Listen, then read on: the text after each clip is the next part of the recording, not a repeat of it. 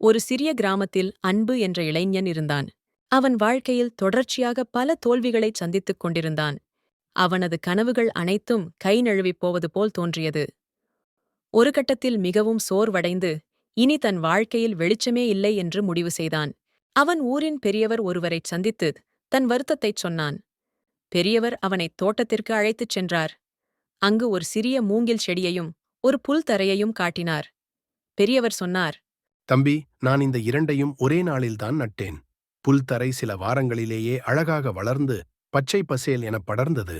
ஆனால் மூங்கில் செடி 1 வருடமாகியும் அசையவில்லை. 2 வருடங்கள், 3 வருடங்கள், 5 வருடங்கள் வரை அது பூமிக்கு மேலே 1 சென்டிமீட்டர் கூட வளரவில்லை. அன்பு ஆச்சரியமாகப் பார்த்தான். பெரியவர் தொடர்ந்தார்.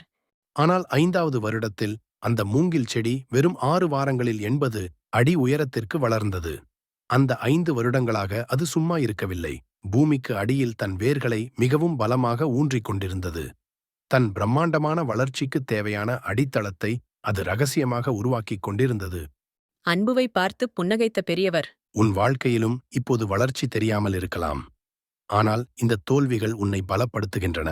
உன் வேர்கள் ஆழமாகச் சென்று கொண்டிருக்கின்றன.